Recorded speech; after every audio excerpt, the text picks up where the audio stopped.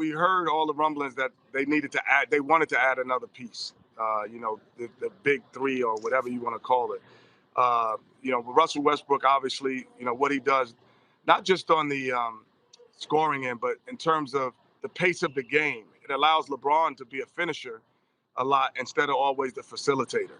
And running that break, you have LeBron on the wing instead of with the ball a lot of times now. That's going to be a difficult situation for a lot of teams to handle. I feel you on that, Kenny. It's always good to see you, my brother. You know that. I feel you. Same I here. feel you. I feel you on that. Here's where my reservation lies as it pertains to winning a championship, because I definitely think they'll be the Final Four in the NBA, but winning a championship. Couple of things. Number one, that pace of play you just alluded to. LeBron James is phenomenal of a conditioned athlete as he is. He's no young spring chicken any longer. And so that pace of play, that's not necessarily a guarantee in my estimation. That's number one. And number two, their perimeter shooting. Because we all know that when you talk about beating a Golden State, when you talk about beating the Clippers, when you're talking about beating the Nets potentially in an NBA Finals, you got to be able to shoot the rock, not just from the perimeter, but from the free throw line. And as I pointed out early in the show, LeBron James shot 69% from the free throw line last year. Russell Westbrook shot 65%. Kyrie was at 92. James Harden's at 86. KD was at around 87, 88.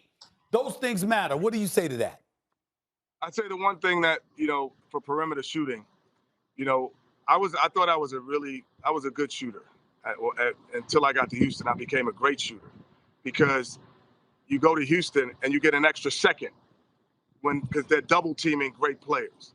And so when you're playing with a guy like LeBron and Russell and AD, if you're a good shooter, you become great because now you're going to be left open.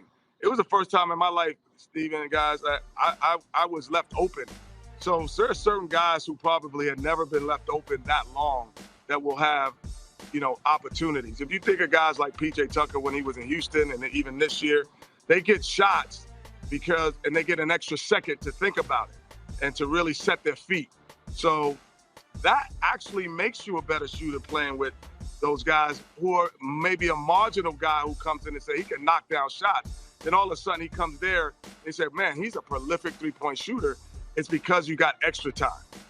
Kenny, let's say they get two pure shooters to round out the starting five, right? Because they still got the sign and trade rights for Schroeder, and they have Talen Horton-Tucker. They have some stuff that may not work on this team, but other teams might be interested in. I look at the Nets. The difference is offensively, all three of their big three are, for their size, among the greatest scorers ever from anywhere, right? That's not the Lakers. But if the Lakers round out the starting five with a couple of pure shooters, is that enough, or does the shooting need to be distributed better among the guys who are going to touch the ball as the most, like Westbrook and LeBron and AD? Does that give the Nets an advantage if they should meet in the finals? Are we already negating the fact that the Milwaukee Bucks won the championship? Yeah, because they only won because the Nets got hurt. Come on, Kenny. Think that they're going to be back anywhere?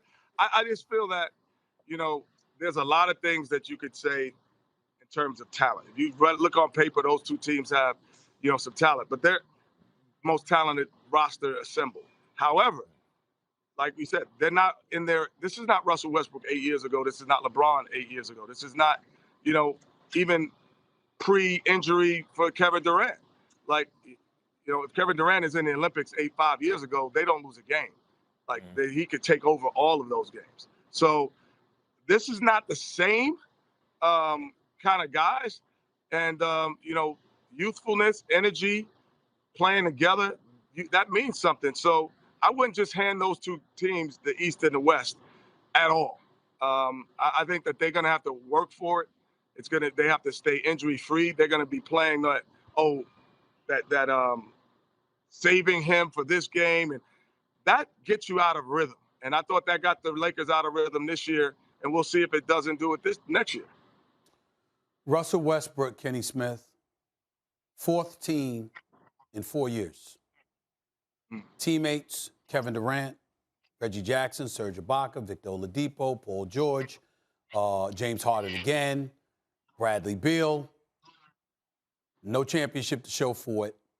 and now has got LeBron James and Anthony Davis as his teammate. At the start of the show, I talked about how because he's so phenomenal and because he's a surefire first ballot future Hall of Famer, all of those things taken into consideration, he will never be under more pressure than he will be this year. He won't care, but that's the situation. Am I right or wrong about that? Well, I don't think not having a championship dampens your legacy, but it definitely adds to it. Like, it definitely adds to it. The reason I'm on TNT and sitting here with you at ESPN right now is because I won 2 championships. I have a perspective that's going to be different and that has a finality to it. So, yes, winning a championship for Russell Westbrook, does it help his career? Yes. Does it dampen it if he doesn't? No, he's done enough individually. But it makes him, when you walk around with that championship, that C on your left shoulder, like that's a different perspective. But Kenny, and a different thought process. Yeah, but I'm asking you, coming into this season, I don't know of anybody who'll be under more pressure than him because of those things I outlined. What do you say to that? Brooklyn Nets. Okay. I say the Brooklyn Nets. The Brooklyn Nets are because you assemble this roster, then it wasn't healthy. You come back, you got to win it. You got to be in the finals. You got to be there because to me, then it's like, is this really what we should have done? And are we going to, are these guys going to stay hurt? Are they going to be healthy enough? Are they going to be cohesive enough? And to me, the Brooklyn Nets is just as much pressure as Russell Westbrook. And as a team, they probably have more pressure than any team to win a championship. The last 2 seasons, the Golden State Warriors have not had the services of Klay Thompson. And if I'm Steph Curry, who went to 5 consecutive NBA finals, who won 3 championships in that period of time, and I had to suffer what I had to suffer through the last 2 years, the only person hungrier than me, or just as hungry as me, might be Draymond Green. That's about it. They can't wait for Klay to come back. Klay can't wait to come back. And Klay, one of the top 5 shooters in basketball history, and a Hall of Famer already, the opportunity that Steph is looking at for them to reunite, with everybody talking about the Lakers and the Clippers and Phoenix and all of this other stuff, Lord have mercy. Look out for the Golden State Warriors. They are coming. Steph Curry, I'm going to need a lower third for him pretty soon, the way you have it for LeBron, Stephen A., because I'm accused of being a lower third. I'm going to need one for Steph when I talk about him, the way you need one for LeBron. Great family man, philanthropist, et cetera, et cetera. Because I'm accused of being a Steph Curry hater. One of my favorite players in any sport ever to watch, a miraculous player to put your eyes on. I point out that something like in overtime, in a winner-go-home game this season, it's not just that they lost. He scored 0 points. I just pointed that out. Doesn't mean he's a bad player. He's a great player. But I point that out. I just think it's important, Max, that you remind people at the time you had more hair, no crew cut on the side, and you didn't have any facial hair. That's the last time. That's when that was going on with Steph Curry. I just want to let the world know that. No. I mean this season. This season when they made the play-in game. Oh, right? Okay. The reason that doesn't even occur to you because it wasn't reported. No one noticed it. But in overtime, in a winner-go-home game, this season, he scored 0 points. And no one bats an eye. Could you imagine if that was LeBron James, who scored 0 points in overtime of a winner-go-home game? We would be killing him. And that's because LeBron is compared to the GOAT, Michael Jordan. He is playing against a ghost for the title of greatest of all time. He's running out of time. He's getting up there in age. He has a super team around him, even though it's imperfect parts, but it's still super talented. You always bring up, if I say, hey, could Steph ever be the greatest player ever? You talk about his height, and you'd be right. He's 6'3". He's the greatest 6'3" or under player ever. But because he's 6'3", he ain't ever going to be the greatest player who ever lived. Right? He's already reached the mountaintop of what he's capable of doing in terms of his own legacy that way. We thought that coming into last year. And look at what he did last year. Because he's great. He was as good as he's ever been. And he's great. But he is not challenging MJ. That's what LeBron's up against. He does not have 6 championships. He does have a super team around him, no excuses. He is LeBron James. He's facing the most pressure, like we were just talking about, and he's got to be the most motivated.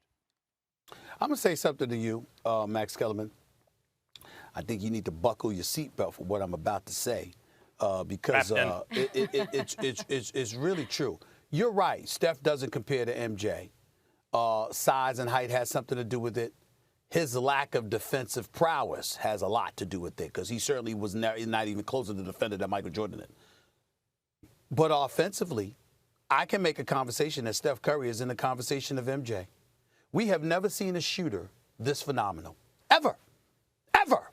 And let's understand. And see, no, he didn't have the aerial assault. He didn't have the aerial arsenal that Michael Jordan had. Couldn't finish at the basket the way Michael Jordan could or whatever.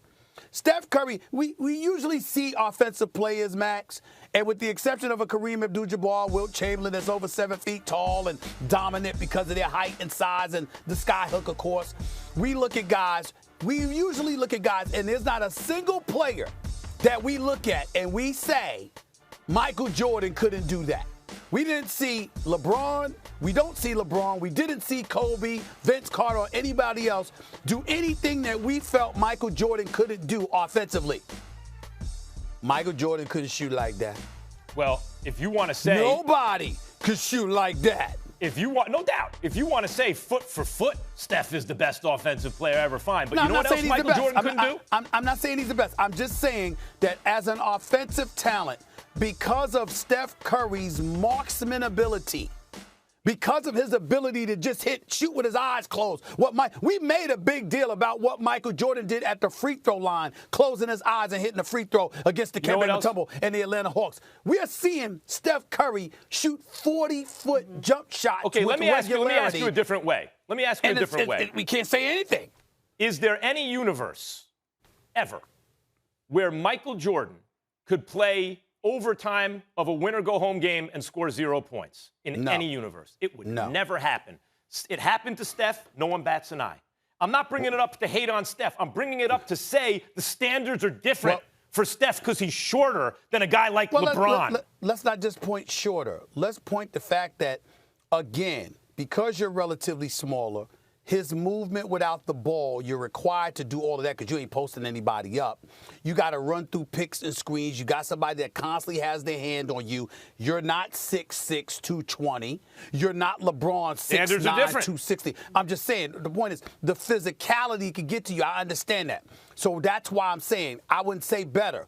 But when you talk about pure skill, as it pertains to whatever your skill set may be, Steph Curry is in the conversation as one of the greatest offensive players to have ever played basketball simply because in no era have we ever seen somebody. Yeah, we've seen spot-up shooters. We've seen jump shooters. We've seen catch-and shooters, those guys.